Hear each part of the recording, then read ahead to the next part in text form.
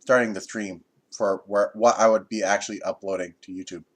So I'll start over. Oh, It's like, hello, I'm Mige for the FA Roundtable, and so far I'm accompanied by Jay Wolfman. hello.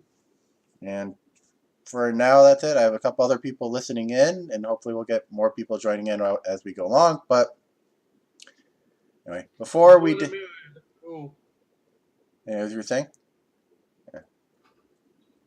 But previous hour I went through each of the teams and did a quick of what positions they mainly need to do, and I'll quickly read through these. Albany needs pretty much everyone but their point guard, but they need pretty much everyone on their entire team anyway, so that's to be not to be surprised. Alaska, they need a small forward, but they don't really have the cap space to get a starter, so they might have to either trade or get that from their draft. Arizona needs a shooting guard and maybe a power forward to upgrade their one they have currently. Baltimore needs a point guard, a shooting guard, and a power forward. Bangor, their starting lineup is good. So at most maybe, but they don't have a lot of cap space. So at most maybe try and get like bench players that others aren't really looking at much. Biloxi, you need a shooting guard. Dakota needs a power forward, but not a lot of cap to play with. Edmonton needs both small forward and power forward. Huntsville needs a center.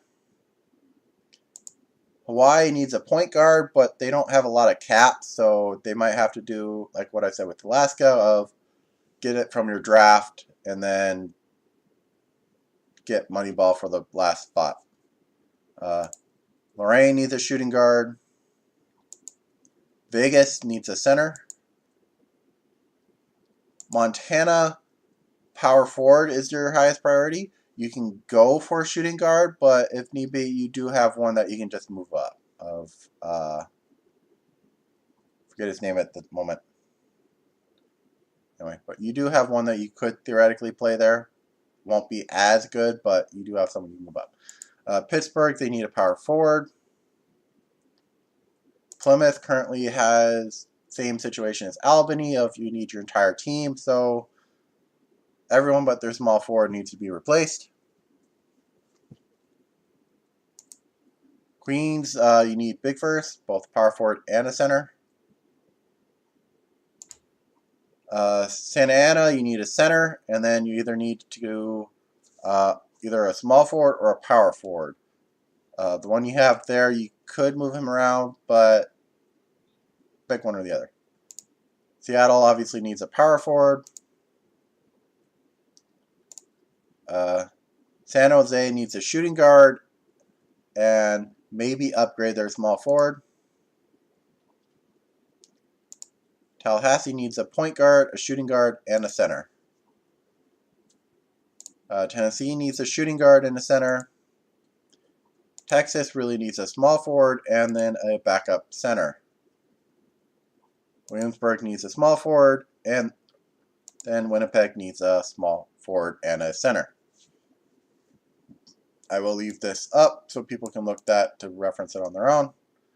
Anyway, let's go into the quick for what guides we are using for when we're giving our thing. This is the classification we will be using.